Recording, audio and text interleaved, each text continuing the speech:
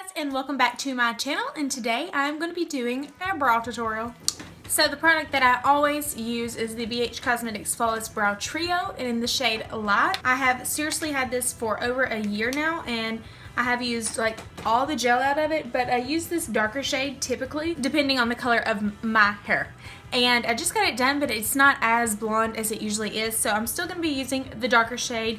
If it was a little bit blonder, I would be using the lighter shade. So it's always nice to have well-groomed brow. Mine used to be a lot better, and I used to take a lot more care of them than I do now. I'll be honest, now I just put a little razor to it and pluck them when I can. You don't have to go and get them waxed. You don't have to go and get them threaded. You can pluck them at home yourself when they start growing in, or you can take an eyebrow razor to it, or an actual razor, which is what I use, which probably isn't the best advice to give, so don't try that at home. My eyebrows are nowhere near perfect. I've struggled with these things for as long as I can remember. They're so not the same. I know. They're supposed to be sisters, not twins. They give me the hardest time sometimes. Sometimes I like this one better. Sometimes I like this one better. Sometimes they just both don't even turn out good. And I found a lot of it has to do with the brush that I'm using. One of my favorite kind of brushes to use is a flat definer brush. I have lost mine, and so I'm kind of upset about it. So I had been using kind of like an inner corner kind of brush, but that seems to pick a lot of the color up in the product compared to the flat definer brush. So when I put it on my brow, it turns out a whole lot darker and a lot more patchier than the flat definer brush. I'm going to be using the Crown brush. It is the Brow Duo. It's number C413, and it's got a little spoolie on the end, and then just this really stiff angled brush on the end of it. It's super stiff. Like, the hairs are really hard, but it makes it nice and dense to where it's not gonna fold, slide around. It's just gonna directly apply it. But what I'm gonna be doing is I'm just gonna start out with the spoolie part, and I'm gonna comb up and just kind of get everything lined up the way I want it to be. I'm gonna be looking in this mirror. Sorry, I hope y'all don't mind. And I'll probably have a couple of stray hairs here and there and a bunch of little bitty ones growing in. Just please don't mind those and like pick on me or anything. Like, come on now. If your brows are perfect all the time, I salute you, but come on. So you can obviously see that they are nowhere near the same whatsoever. This one comes up really far here, and this one goes down really far over here, so that kind of makes it hard for me to balance them out without me looking like I'm making like this facial expression. But sometimes it happens and I do look like I'm going like this, but it's okay. Another thing is my hairs are really sparse through here, and on the outer tail here, none grow like right through here. They're just really long right there. I kind of keep them long so I can kind of maneuver them. So onto the video, I'm just going to be picking up the dark shade in the palette on the little angled brush, and literally you can barely see the product on there. But I'm just going to be taking it, and I like to start on the outer tail. I like to make it really thick and more defined rather than the inner corner. The inner corner, I don't mind it being a little sparse. So what I do is, you can see right there, like how I've got a point here and then a point here, but there is nothing in between here, and that's what needs to be filled in. So you just get a little bit of product and begin filling that area in. I don't normally like pull my brows down to do that, but just because I usually know where they're at. But for the video, I'm just going to go ahead and show you.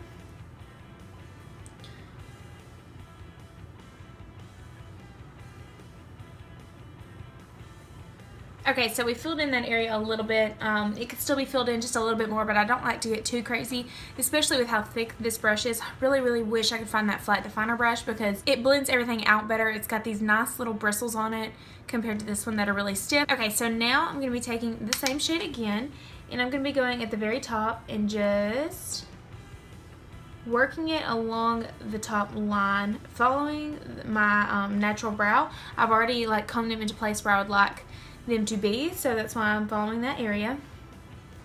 And before I like start working my way down this way, I like to start right here where this dark shade is. I don't know, I guess it's just like a patch of hair right there, but that's where I like to start. It's kind of in the middle over my eye. I just start right here, and I begin working backwards, filling in the rest of that area.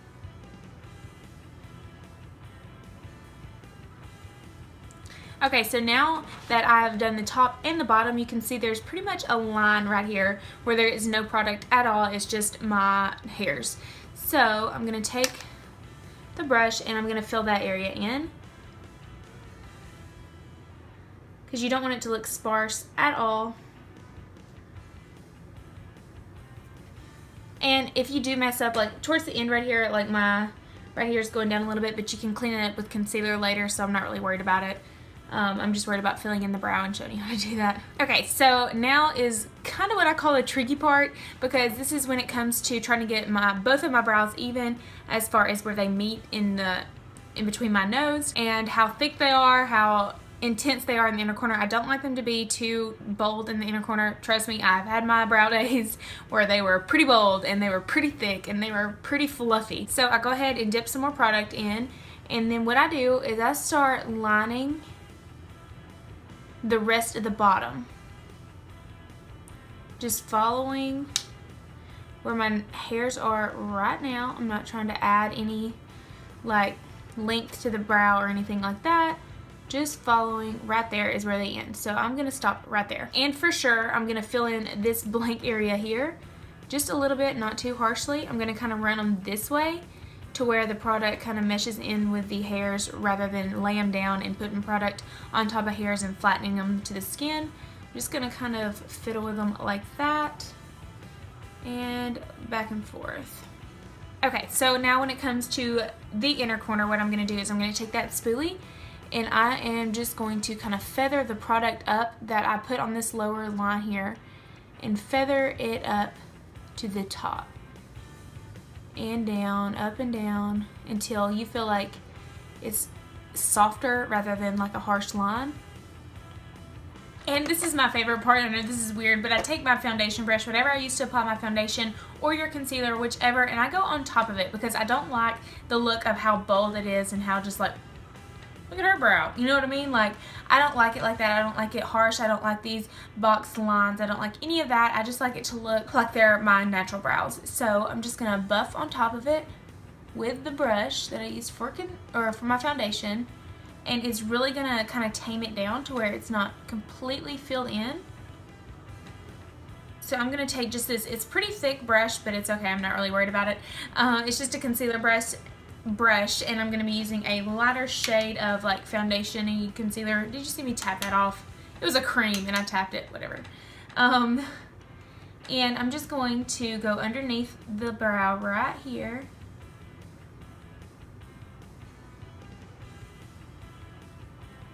Just like that, and then on the outer corner where I want the brow to be. You know what, I'm just going to show you the whole brow. I'm just going to show you how to do it all.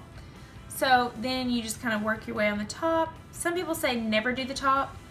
Only like carve out your bottom and let your top be natural. But for me, my hairs are long, y'all. So you just do whatever works best for you.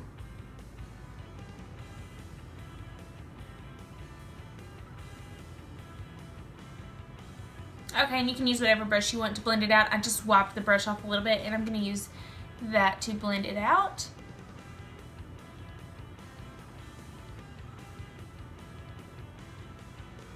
So now you have a really, really sharp brow. And some people like the whole halo effect, but if you don't like that, if you don't like it looking a little white, use your actual foundation shade. Don't use your concealer or anything lighter than your actual skin tone or what you did use for foundation. I would just use your foundation and kind of clean up the areas that you want to make a little bit more sharp. So I feel like this video is already detailed enough. I don't have to go and do my other brow on camera, just because I feel like that'll take too long. I feel like I explained well enough.